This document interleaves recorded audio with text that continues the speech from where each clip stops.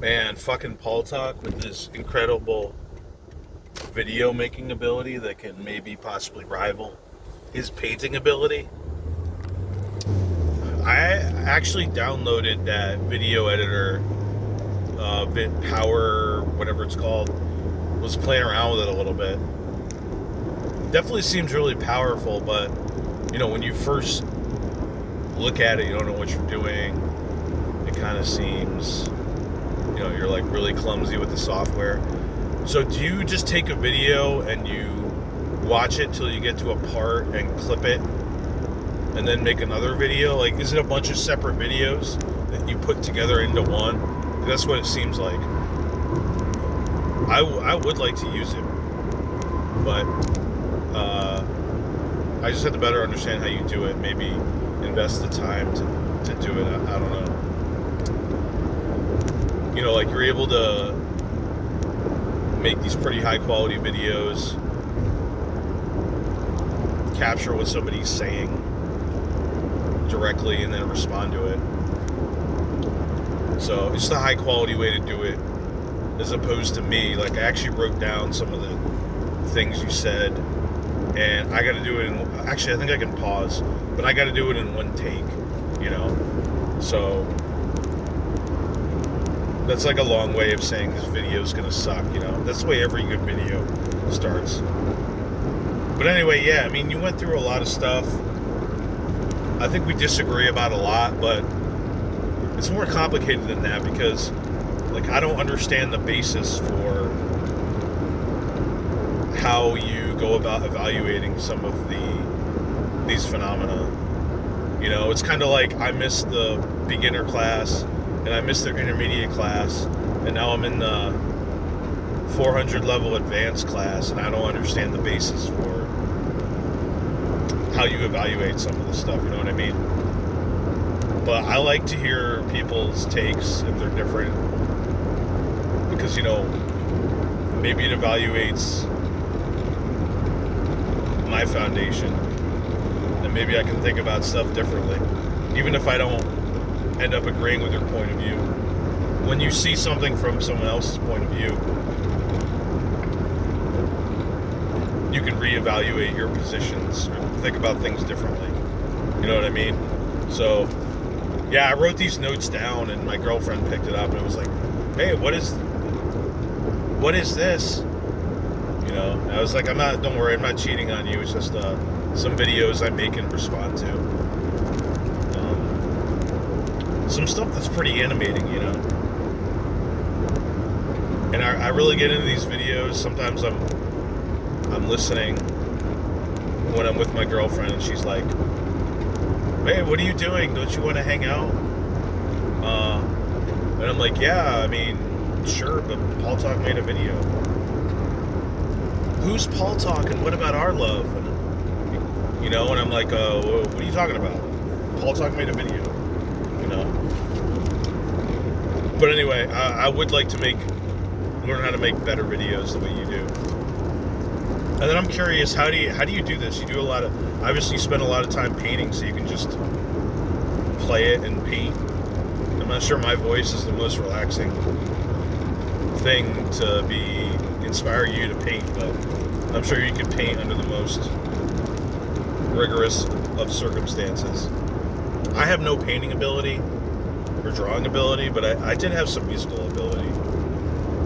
And you have this beautifully elegant girlfriend, I guess she is, from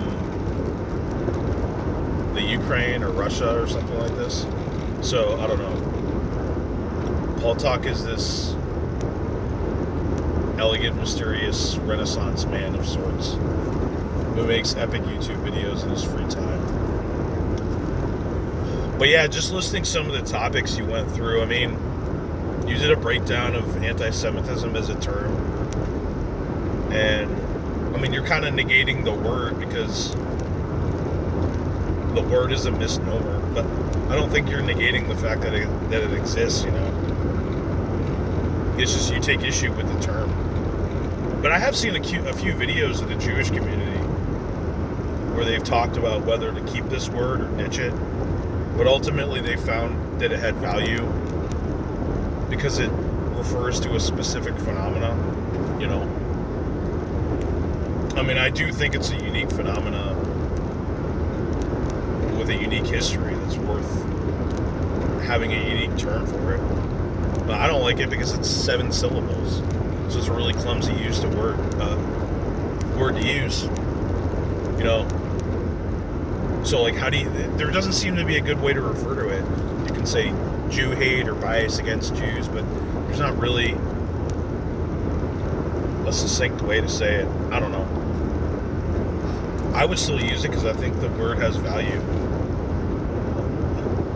Even if its creation was imperfect and what they were referencing and the Semitic root of it or whatever, but I don't think you disagree that it's a phenomena, so I think that's the core issue.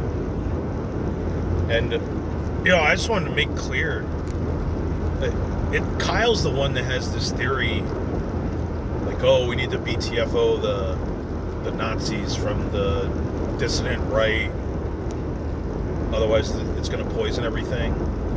And, you know, I come on to YouTube or the Ford Show or wherever, it's an end in itself, right? Like, I just do this because it's interesting, and maybe I'm evaluating my positions in the world.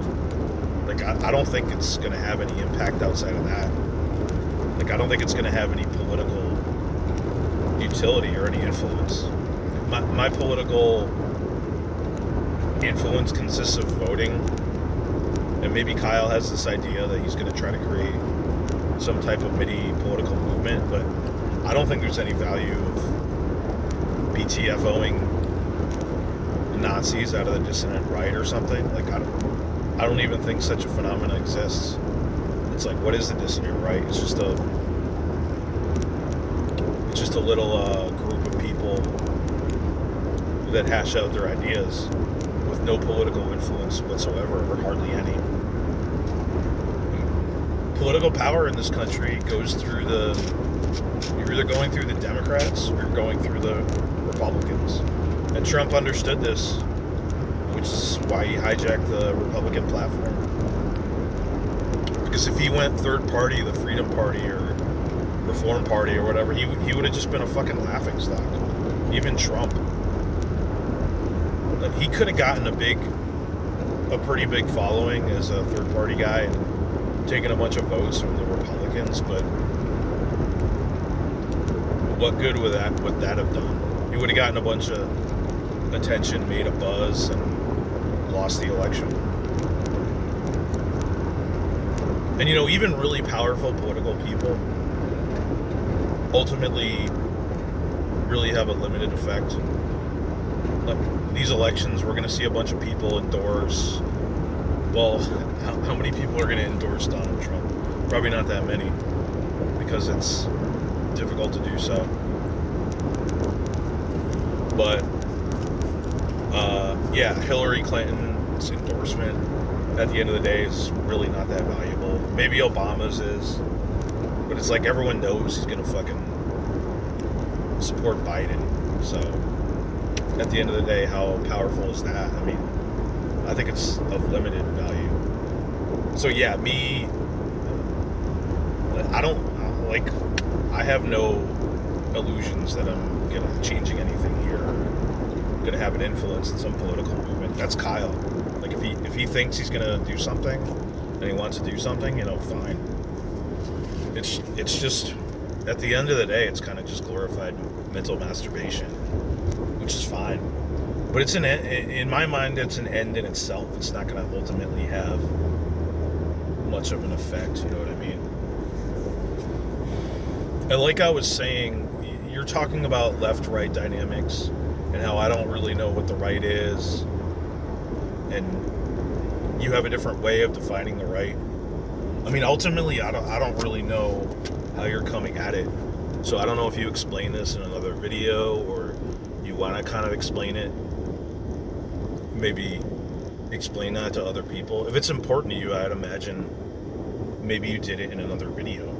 But I mean, the way I look at the left-right is just probably the way everyone else does. The one-dimensional you have the far leftists on the left, and the Democrats and the Republicans are on the right, and you have people on the far right. I mean, if you have a better way of viewing a political spectrum, I know they have one-dimensional, two-dimensional, probably three-dimensional. If you have a better way of viewing it, and you feel like my view is mistaken, then I'm more than willing to try to see it how the way you view it. Maybe it's better. You know what I mean? Same thing with Heideggerianism. The only thing I've read about Heidegger is his Wikipedia page, which doesn't really help understand his ideas that much. So again, I'm saying, like, I haven't even taken an introductory class on this stuff, so it's hard for me to understand where you're coming from. But I mean, I would at least like to understand how and why the way you think you do. You know what I mean? But it seemed like you were saying Heidegger referred to human hierarchies similar to the way the Nazis did. Maybe they used his ideas as inspiration, and now it's been perverted by far leftists who say, everything has to be exactly the same, and everyone is of equal value. Cultural relativism is the way you termed it. Or like cannibals are just as equal as cultured European society. I mean, those are kind of two extremes, so I don't know if there's a more moderate way to look at it, you know what I mean?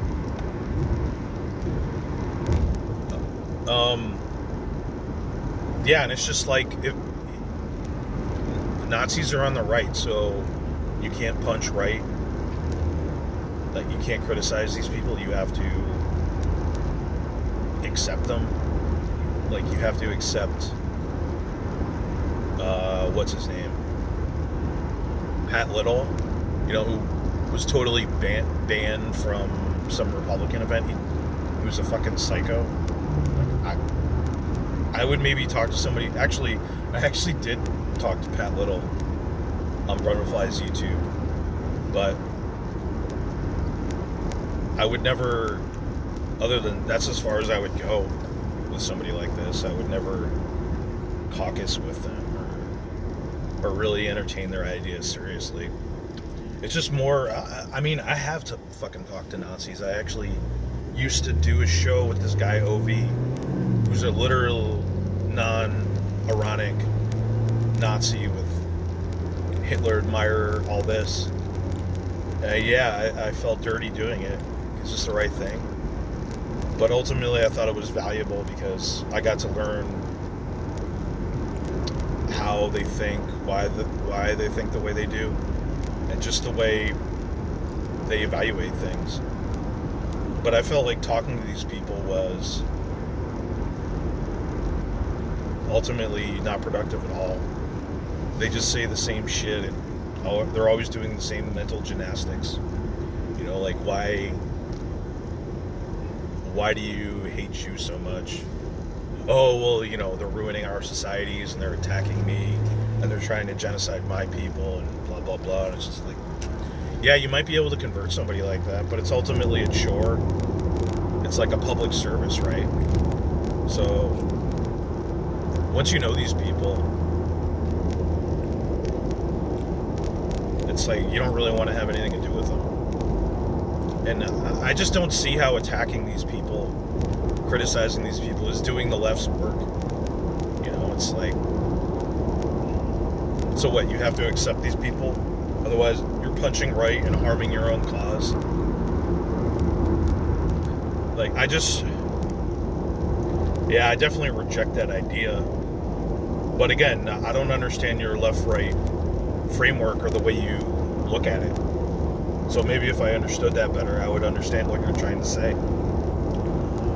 Now, you are, as far as I know, a Catholic who converted because you're Jewish by birth. So I think maybe what you're saying when you say the right wing is like traditional beliefs as they've derived in Western society, they derive from Christianity and Christendom, which is, family values, being anti-LGBT and agenda, whatever, everything that stems from there, I think maybe that's what you're saying, but I'm not quite sure. You were talking, yeah, and this relates to how you talked about communists versus Nazis, how they're really both on the left. Yeah, I've certainly heard that before, but I don't fully understand how the foundation of that. And you did say, right, like the fascists and Nazis were ultimately radicals and not conservative. And I can definitely see that through the examples you made. But also, it seems like the communists were a lot more radical in many ways as far as remaking society and getting rid of institutions like religious institutions. A lot of the Nazis were radical. They were very radical and did change a lot. But at the same time, they were very set on preserving certain customs, German nationality, German identity, institutions like the military. So I don't know, it's a little complex, so I'm trying to better evaluate what it is you were trying to say, you know what I mean? And certain regimes, like in Spain, the Franco regime, as far as I understand it, was very conservative and inspired by Catholicism, as compared to the left, who totally wanted to remake society. I mean, it seems to me like a party like the Nazis was more conservative than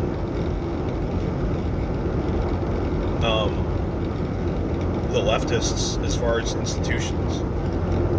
But they totally destroyed cultures that they were against, like the Jewish cultures, Slavic, which they considered subservient to them or subhuman or whatever. So I don't know. It seems like kind of a mix to me. It's sort of hard to evaluate. Sorry, I'm just reading my notes. I wish I had an advanced way to do this like Paul Talk. Yeah, I remember you saying... Yeah, so Melky just wanted to get rid of Jewish influence. I mean, I wanted to say there's a whole other side of Melky, which was like his Twitter activity, his activity in other YouTube channels, of just... He would just say the most unbelievable shit that he wouldn't necessarily say on stream, and just, like harassing and attacking people. And it was just hard to believe that he would get such leeway for doing stuff, like I remember he would just say like a lot of demented shit. Like I remember him having some discussion with Glib on Twitter.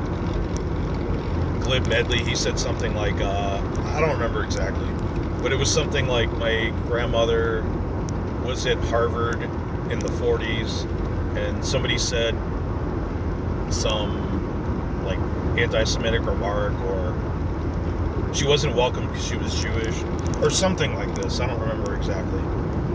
But Glib said like, yeah, that's the way, or Melky said, yeah, that's the way it should fucking be.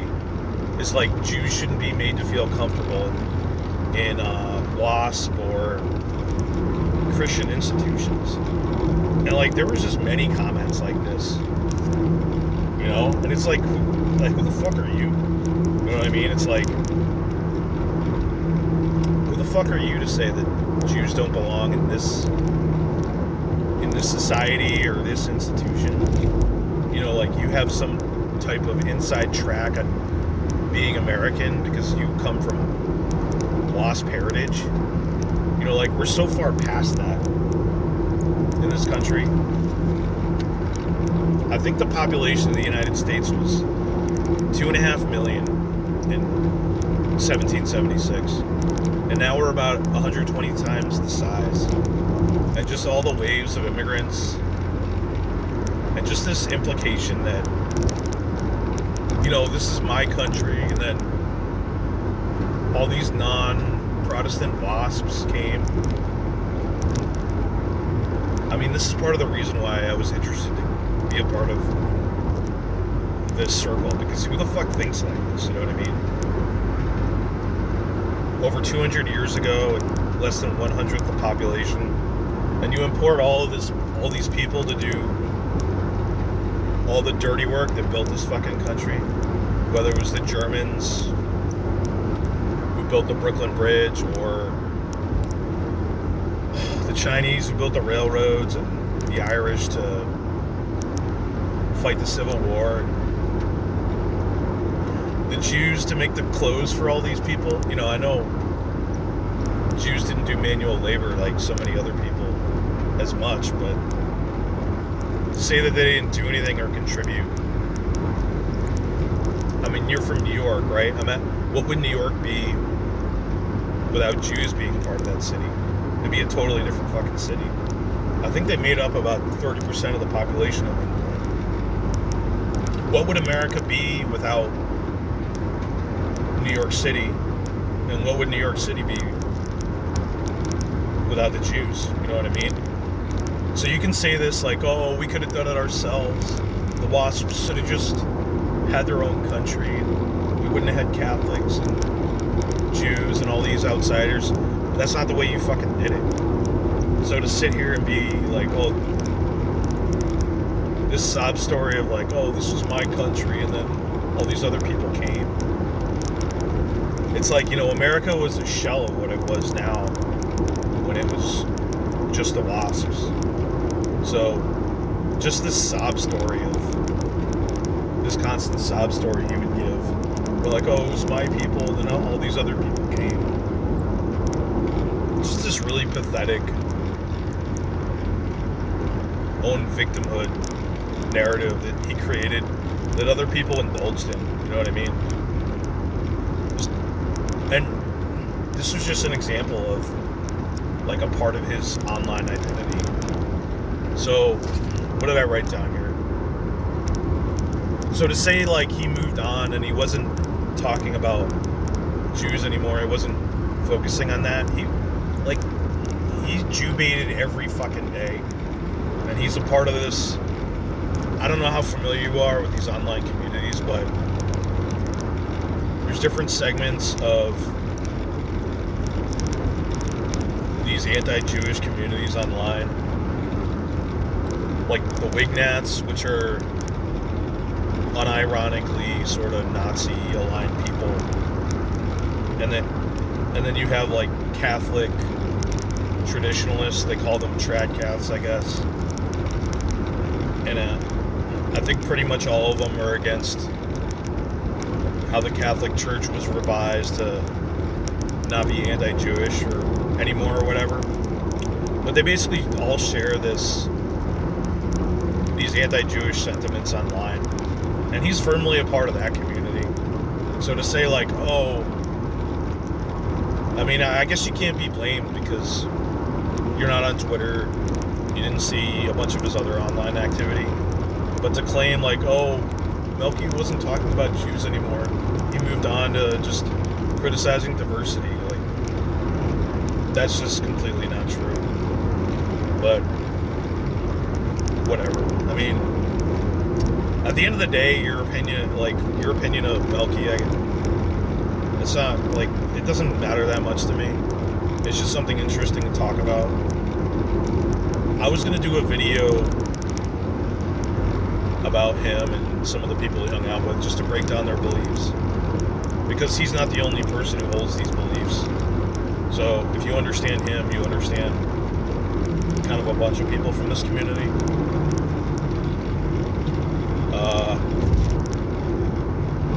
So to say like, oh, he just wanted to get rid of Jewish influence, I mean, I'm making a YouTube video right now.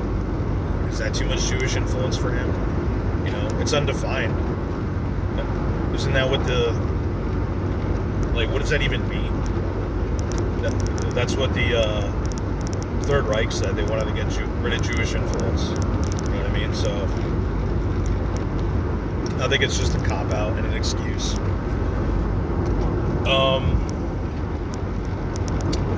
You were trying to ask me, like, what am I doing? What am I trying to do about racial animosity? Like, I like having conversations with different people that are different from me, like yourself. I got a black friend I wanted to do a stream with because I wanted to better understand. Like, I don't know anything about the black community, really. Very limited. I want to understand how other people think about this, because if you're going to come to some common agreement and live in the same country, it's hard to do that without understanding where other people are coming from. Actually, I was at a pool party last weekend, and very nice gentleman in the pool talking about, he went to a protest in San Antonio.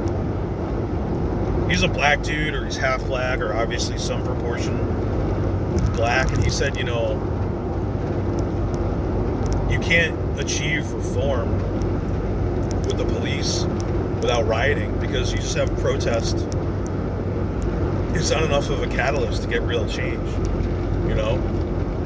So we didn't really have much of a discussion because, I'm just trying to have a good time. I'm not trying to get into some Black Lives Matter argument. But conversations like this are healthy, I feel like. Conversations with you. I mean, I try to understand everybody, not hate. Jesus, I talk to unironic Nazis to try to understand their worldview.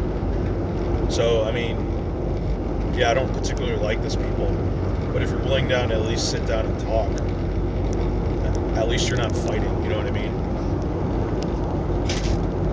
So,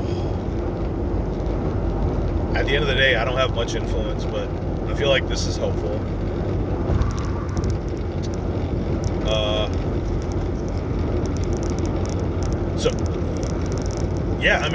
I don't understand. I really don't understand the rationale behind the. I don't want to say the wrong bad word for these people. For transsexual individuals, it's like I have my own opinion, but I would want to hear their rationale for. What I'm trying to say is, all these different groups in our country, many of them have real valid takes and real grievances. Like Black Lives Matter isn't spokespeople for black people in this country. It's like a leftist perversion of a phenomenon to divide us, to create social change. So, as I've said on my previous videos, like, if you want to understand the black community, go into the black community and talk to the black community. Or you want to understand the Jewish community, go talk to some real Jews, other than Luke Ford. You know what I mean? Twitter is not the place to. Twitter is not representative of reality. It's the loud people. You know what I mean?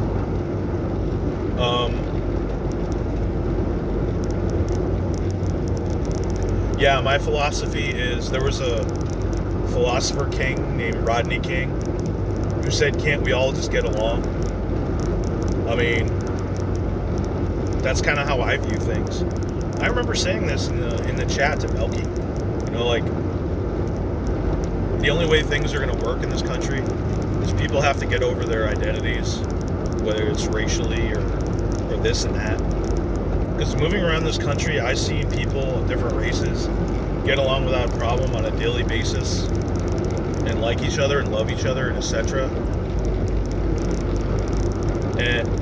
And if it breaks down into a balkanization,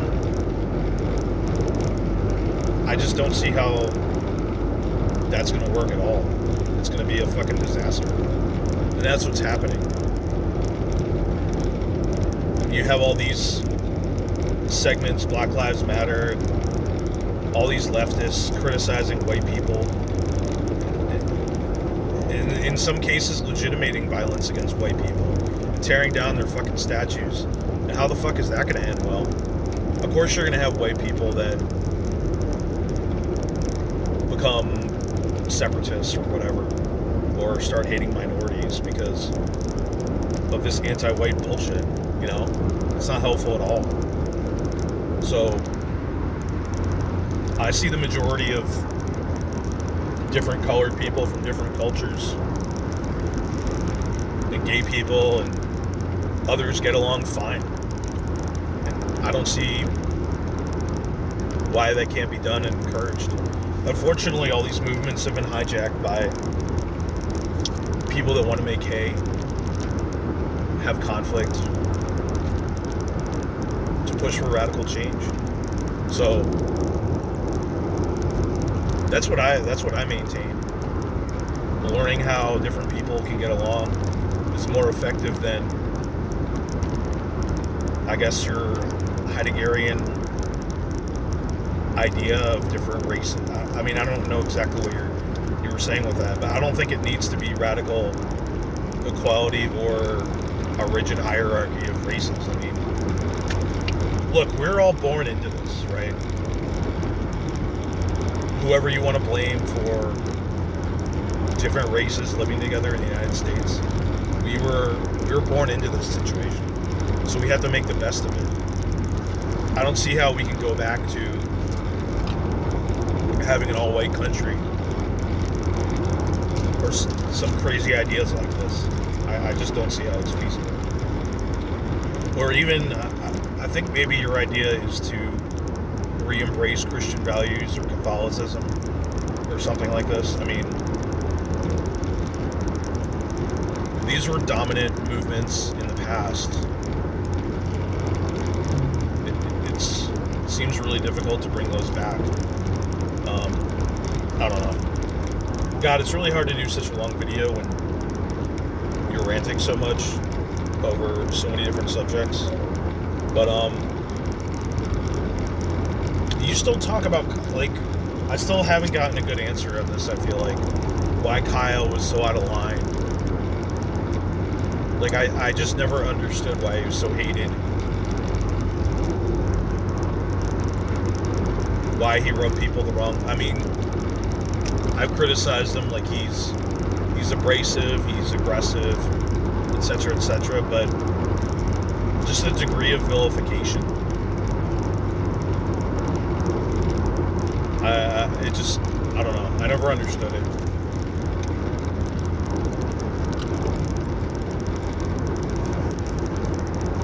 And, yeah, so as far as people getting along with each other,